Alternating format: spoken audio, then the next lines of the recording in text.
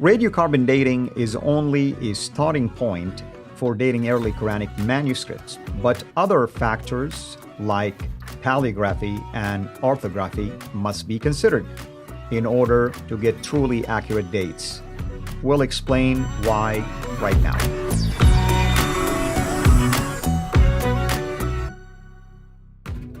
So, what's going on with the carbon dating when it comes to how Shoemaker looks at it?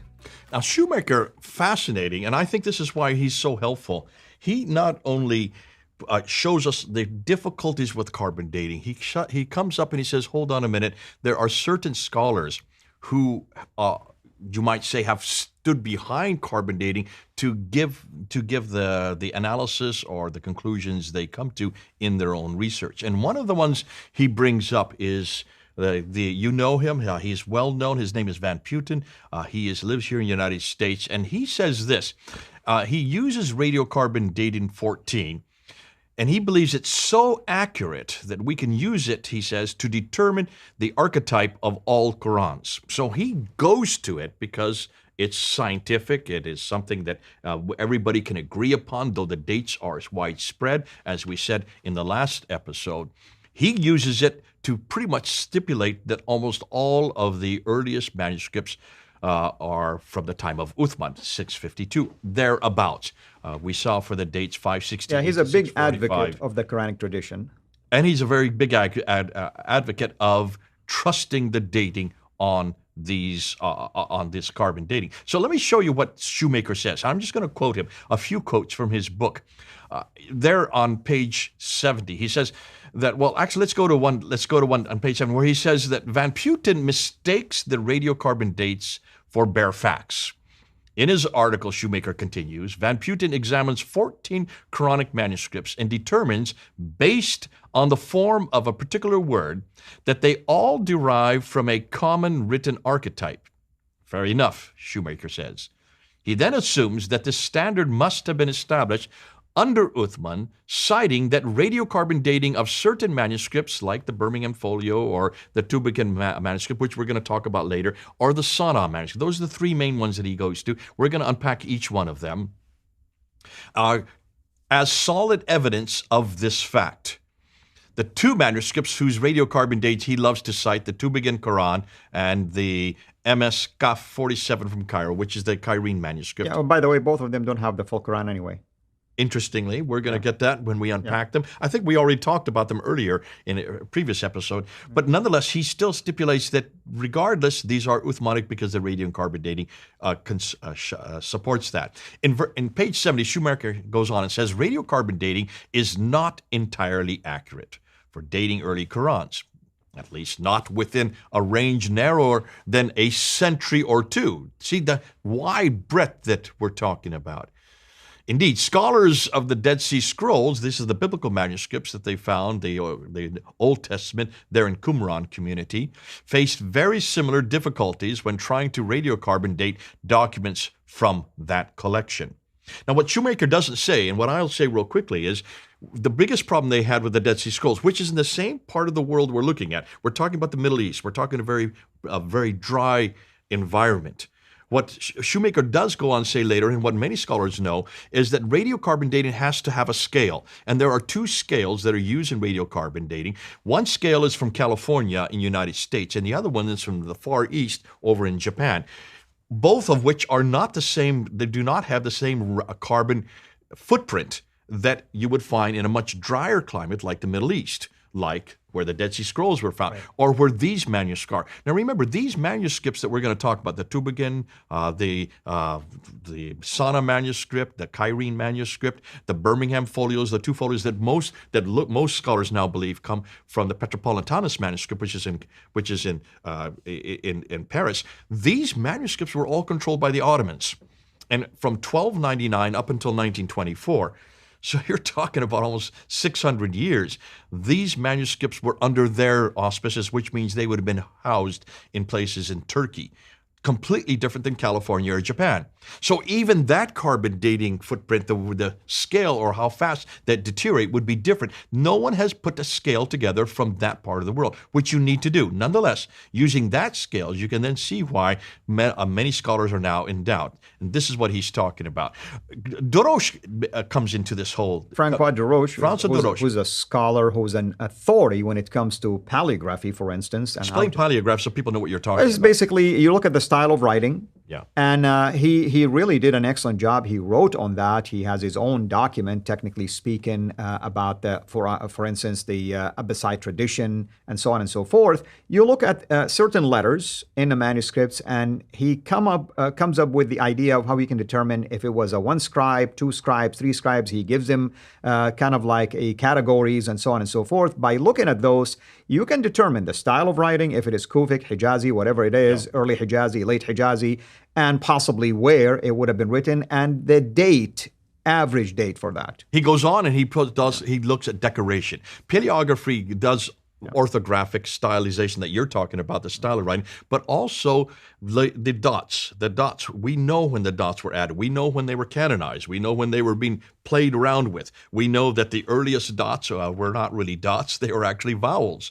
On the Topkapi, you see the three dots. Both the orthography and the paleography, both of them combined. And that's why he says this is more accurate. Sometimes they have decorations between surahs. Those decorations are taken from buildings. We know when those buildings were built. And that's why they were put there, to ascribe that this is to give credit to the building that they were housed in. And so that's why paleography comes from a completely different standpoint than carbon dating. And this is what Dorosh says when he looks at carbon dating. He says the results of carbon 14, radiocarbon 14 analysis, are quite valuable as a first indication of the age of the copies. But their accuracy is insufficient when it comes to arranging the material within a period which lasted less than a century. And that's the difficulty. Mm-hmm. You're talking about a whole century here. And you need Van Putten and others say, well, they're 95% accuracy or 95% with this part of the bell curve. They're not looking at the two extremes. And usually when we talk to Muslims, they always stick the latest date, the most recent date, which is not what you're supposed to do if you're looking at the bell curve context. So this is how Shoemaker then concludes. And he says, these radiocarbon dates cannot do for his argument what he assumes. He's talking about Van Putten here, so he's referring to Van Putten. If one were to date some of these texts a little later than their radiocarbon dating, which in fact seems more accurate, in other words, taking the later dates, not the earlier dates, then one has clear evidence instead for an archetype produced under the auspice of Abd al-Malik and al-Hajjaj, which is what Shoemaker is arguing for. He's always argued for this. So he would say really that radiocarbon dating support his thesis, not the Nol-Dekeshwali thesis, which is Van Putten's trying to support. Mm-hmm. The Nol-Dekeshwali is Uthmanic.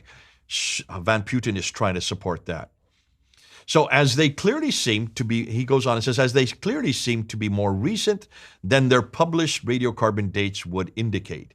This is particularly the case with the Tubigid Qur'an. That's where we're going to spend a little bit more time on the Tubigid Qur'an yet, which contains folios with a significantly later carbon 14 dating. Therefore, Shoemaker continues, what Van Putten's article appears to demonstrate is that all these early Qur'ans derive from a single written archetype. And the article, by the way, is about the mercy of God, or rahmatullah. That's the word rahmah. That's what he used to try to trace the word, how it was written with an open ta or a closed ta at the end, and made that kind of like argument about supporting a copy. Okay, now explain that, because if it's Rahmah, that is still used in the 8th century. So why would that put it into the 7th century?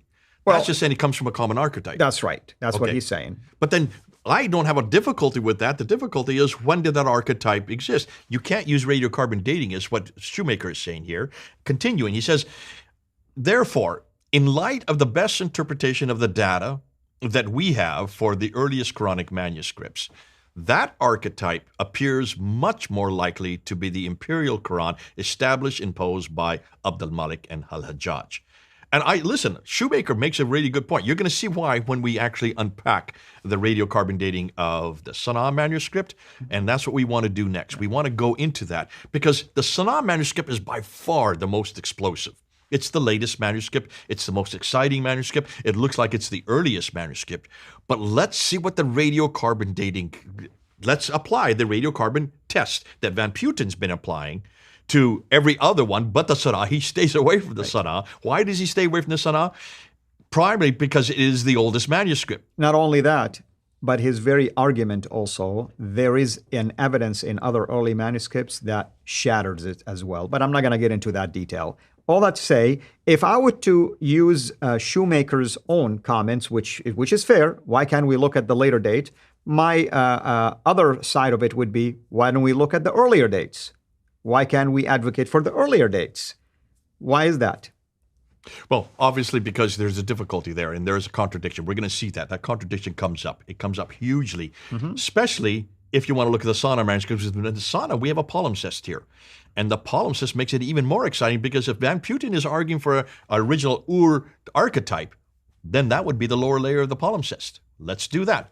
Hold on to it. Don't do it right yet. We still want to do with the radiocarbon. We're not finished with that. We will eventually go to the two different categories, and then you're going to see the earlier date is even more problematic. Wonderful. Thank you so much. I think everybody can see why this series is going to be explosive, exciting, and at the same time, hopefully academic and educational. And we hope that you can continue to send us your feedback, comments, suggestions, and we will do the best we can to interact with you. Till next time, have a blessed day. Thank you for watching this video. Be sure to like and subscribe to our channel Sira International and click on the bell so that you receive notifications whenever we publish a new video or go live.